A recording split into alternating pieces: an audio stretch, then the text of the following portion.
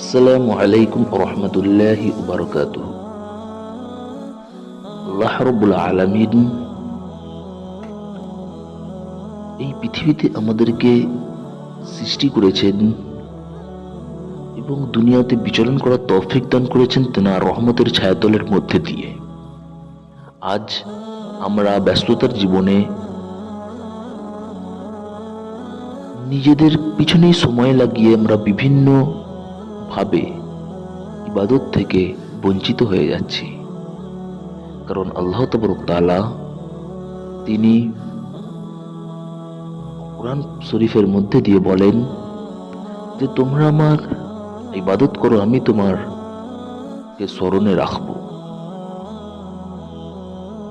আল্লাহ তাবারক তাআলা এই স্মরণে রাখার পিছনে আমাদের সর্বদা আল্লাহর জিকিরের মধ্যে মশগুল থাকার কথা বলা হয়েছে।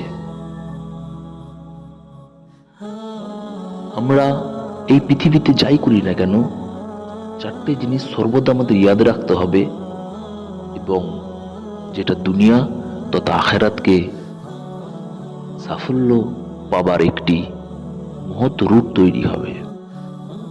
সেই চারটে জিনিস কি আমরা দেখে নিই। চারটে জিনিস কি? প্রথমত হলো যে আল্লাহর জিকির, সর্বদা চলতে ফিরতে প্রতিটা কাজে আল্লাহর জিকিরের মধ্যে আমাদেরকে মশগুল থাকতে হবে, যে জিকিরের মাধ্যমে অন্তরটা সর্বদা পবিত্র থাকে।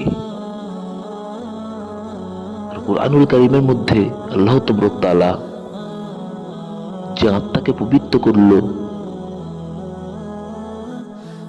সেই সাফল্য অর্জন করলো। দ্বিতীয় নাম্বার হলো শুকরিয়া আদায় করতে হবে। প্রতিটা জিনিস যে হালতেই আমরা থাকি না কেন, প্রতিটা ক্ষেত্রে, যে কোনো ফিল্ডে, প্রতিটা ক্ষেত্রে যে আলহামদুলিল্লাহ, আল্লাহর শুকরিয়া আদায় এর মাধ্যমে আমাদেরকে সন্তুষ্ট থাকতে হবে। এই শুকরিয়া আদায়ের মাধ্যমে আল্লাহর নিয়ামতের মধ্যে সর্বদা আমরা অংশগ্রহণ করতে পারব।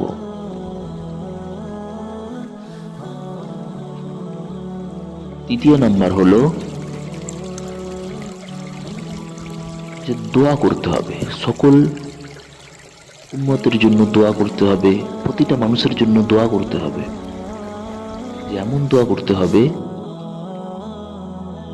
যে কেউ পেরেশানের মধ্যে আছে তার জন্য দোয়া করতে হবে। এই দোয়ার মাধ্যমে বিভিন্ন বড় বড় কঠিন বালা মুসিবত, রোগ, বিপদ ইত্যাদি আমরা নাজাত পাবো ইনশাআল্লাহ। এবং চতুর্থ নাম্বারটি হলো যে আল্লাহর কাছে নিজেকে আত্মসমর্পণ করে এমনভাবে প্রেজেন্টেশন দিতে হবে, এমনভাবে আল্লাহর কাছে কান্নাকাটি করতে হবে যে যেন একটি দরবারে কোনো একটি রাজা প্রজার কাছে কোনো একটি পাবলিক গিয়ে যেমন ভাবে দোয়া চায় তার থেকেও বেশি কাকুতি মিনতি ভাবে যে আল্লাহ তাবারক তাআলা আমার সামনে দেখছেন আমাকে, এই একটি কল্পনা করে আমাদের কাছে দোয়া করতে হবে। যে দোয়ার মাধ্যমে প্রতিটা সিচুয়েশন আল্লাহ তাবারক তাআলা চেঞ্জ করে দেবেন ইনশাআল্লাহ। এই চারটি জিনিসের উপরে যদি আমরা গুরুত্ব আলোকপাত দিই, তাহলে আমাদের জিন্দেগিতে আমরা বিভিন্ন ভালোর দিকে এগোতে থাকবো এবং দুনিয়াতে থেকে আখিরাতমুখী হব, যেটা আল্লাহর কাছে পছন্দনীয়। আসসালামু আলাইকুম ওয়া রাহমাতুল্লাহি ওয়া বারাকাতুহু।